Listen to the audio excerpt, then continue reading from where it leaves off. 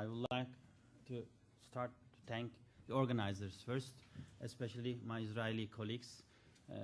They organized everything, and I have a very nice trip to Israel, and it's my pleasure to be here and to share my ideas or to discuss the issue from Turkish perspective, from the geopolitical things. And it's my colleague Harry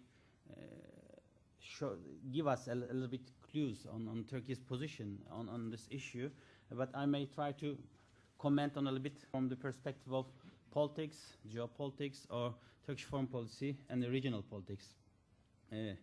And this is a big issue. It's not a current one, but this is getting importance for Turkey and all those regional countries as well. And the question is that whether Eastern Mediterranean will be a new second or the second Caspian region for the Europeans and other markets or not. This is a big issue. And that brings the discussion of our conference or title of our conference, whether it's a casus belli or a sort of cooperation. It is very important. And by saying it's a casus belli, we are making or securitize the issue and discussing zero-sum game. But if we look at the issue from the perspective of cooperation, we are discussing a sort of politicization of the issue and trade and economy and win-win.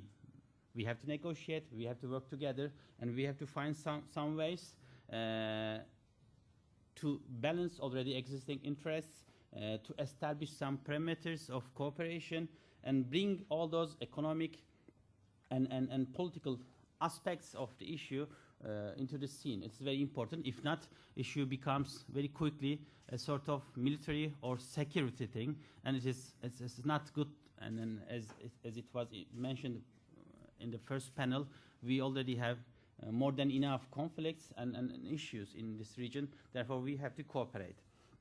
And you know, this is a complicated issue. And I'm not a lawyer, and I'm not a legal person. I'm not representing officially the Turkish government, but I'm going to speak as an academic, as a professor. And when we look at the issue, there's a couple of points. There are multiple littoral states in the Mediterranean, and this sea is a semi-enclosed sea. It's very important. And there are issues of 6 or 20 miles territorial sea limits in this region.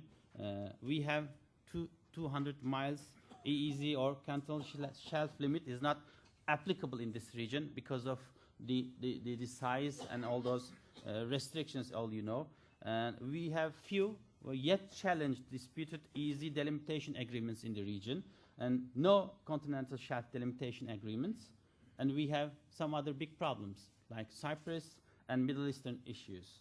And those overlapping and, I may say, disputed claims create an atmosphere and brings all those geopolitical discussions into the scene, and we are just discussing all those things. Some islands' positions, delimitation, international law, these are more complicated issues, but we have to discuss the issue from different perspective, I think.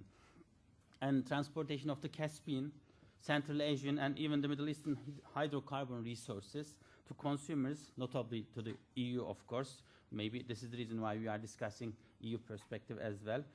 EU countries, by alternative routes, has moved Turkey to the central position in the last couple of decades, as all you know. And it is very important also for Turkey, because you know Turkey is the second country after China. The energy need, especially electricity need, is increasing. This makes Turkey a little bit aggressive in energy policy and try to link energy policy with foreign policy as well as the security policy. But it is a new phenomenon, but it's not easy thing. It's not easy job for Turkish officials or authorities to bring all those aspects together and propose some constructive and time to time productive policies within its own region. Of course, Turkey has signed some agreements, and these agreements serve Turkey to cooperate with Russia, Caucasian countries, and even some Central Asians. And at the same time, Turkey trying to link its position, geopolitical situation, between consumers and producers as a productive or constructive partner, and it works in fact. Therefore, making or labeling Turkey as a hub or link or bridge, whatever it is not a new phenomenon, but other issues being Turkey into the agenda.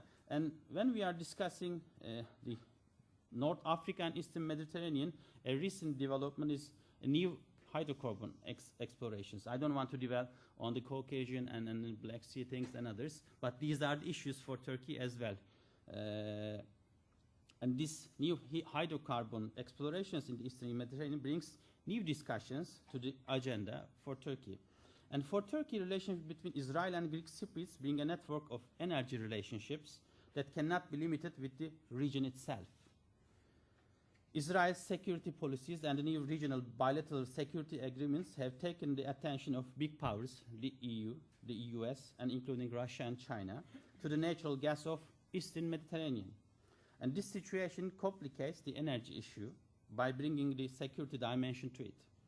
It is anticipated that the new relationships between Israel and the Greek Cypriots will negatively affect Turkey's position in Eastern Mediterranean. Turkey has had a more determining role since 2007 in the Eastern Mediterranean within the new balances formed after 2004 Annan Plan and negotiation processes. And the last development will mean redetermining of balances and seems to hold the potential of putting the cooperation on the back burner by combining the energy competition game and at the north with the one of the south. Moreover, when Southern Cyprus is taking over the presidency of the EU's Council is considered, it will be complicated to say that the competition will continue by leaving the energy issue aside. And from this perspective, I may say that when the Turkey's interest has concerned in the Eastern Mediterranean, there are a couple of issues. The first one is delimitation. I don't want to discuss the issue because Harry and other friends in the first panel discussed in detail, but I may reply questions. The second one is oil and gas explorations and tenders. This is a serious issue for Turkey. The third one is Cyprus issue. The fourth one is Turkey-EU relations. And the fifth one is security and stability in the Mediterranean. This is a very complicated issue for Turkish authorities and Turkish decision makers. The Turkish authorities has to take into account all those issues. And for Turkey, each littoral states in the Eastern Mediterranean have their own legal and natural rights in their maritime jurisdiction areas in the south of Cyprus. And Turkish authorities repeatedly declared that Turkey does not have any claim of maritime jurisdiction area in the south of the island of Cyprus. Turkey has no objections to Israel's, Lebanon's, and Egypt's hydrocarbon activities within their own continental shelf in the Levantine Basin, as long as these activities do not infringe upon third parties' legitimate rights and interests in the region. And this is the case. And what concerns Turkey is Greek Cypriots, in fact. This is the case. This is the reason why we have so aggressive Turkey in all those issues. And Turkey considers Greek Cypriots steps as unilateral steps, and they are concerning hydrocarbon activities in the south of the island, particularly on the grounds that these activities are violating Turkish Cypriots' equal and inherent rights over the offshore resources on the island, and onshore and offshore. Of course, this is the reason why Turkey is acting together with Northern Cyprus in all those activities and trying to push Northern Cyprus as a main pillar of its policy in southeastern Mediterranean. And for Turkey, this is the case. I picked up some points or comments from Turkish Foreign Ministry's webpage. You can see or find some of them as well. And Turkish authorities says that it's an Greek Cypriots are pursuing an adventurous policy in Eastern Mediterranean. This is a sort of adventure. And of course, all those issues between Israel and Turkey adds some other points of Turkish authorities' evaluations of the issue. And for Turkey, this is all those agreements and activities without taking Turkish Cypriots into account is against international agreements and goodwill and prevents negotiation process to reach fair and acceptable solution on the Cyprus issue.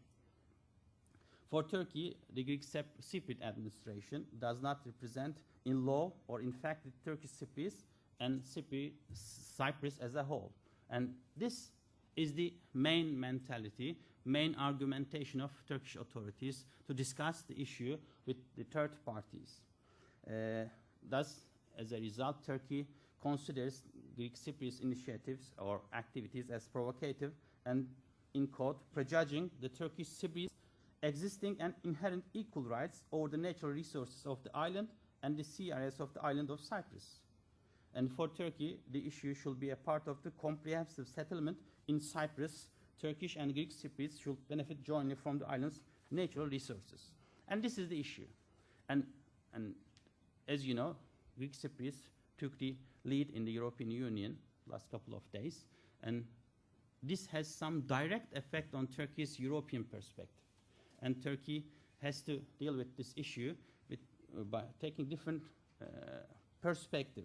And all those developments in the southeastern Mediterranean, Syrian issue, what happens in Iran and others, are also some limitations on Turkey's policies in this region. And what proposed Turkey is Dervish Eroğlu, or Turkish Cypriot administration's president's proposal to UN Secretary General. And with this, Turkey tried to reach fair and sustainable solution. There is one option to leave the issue to the aftermath of the comprehensive settlement, or the two sides should be brought together exclusively on this matter under the auspices of UN Secretary General, so that they could determine jointly the future course of offshore hydrocarbon exploration and exploitation activities around the island. And this is the big issue. And we know all those negotiations taking years and years, decades and decades, and therefore, can we find a solution? It's a little bit tough.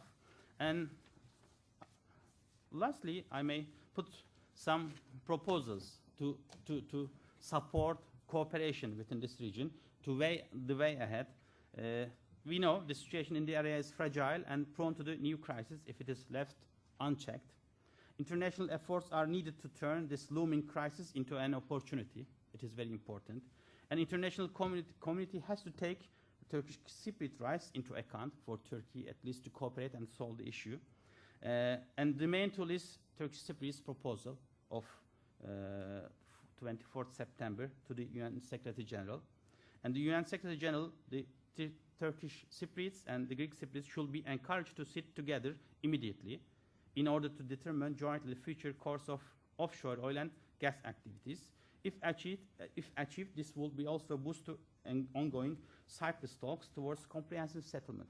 What Turkey proposed is a sort of peace pipeline to bring Turkish water to Cyprus, northern Cyprus, then to use this water together with the Greek Cypriots and enlarge all those activities, putting all those Eastern Mediterranean countries, including Israel and others, together and propose a sort of cooperation. Water from the north, gas and oil from the south, they bring together and to utilize all those sources. I'm out of time, but I would like to show some maps. I took all those maps from Turkish Foreign Ministry's website, and Harry, sorry, I have another friend in my department. Harry clarified all those discussions from the perspective of international law, or at least Turkish perspective, but I may show some others. This is for Turkish authorities that violated Turkish continental shelf area, all those delimitation. You see all those sectors, and you can just see those pictures. I'm going to leave all those pictures. If you are interested, most probably the authorities here will. I don't know whether I have one. Yeah. Yeah. Thank you very much indeed for your attention.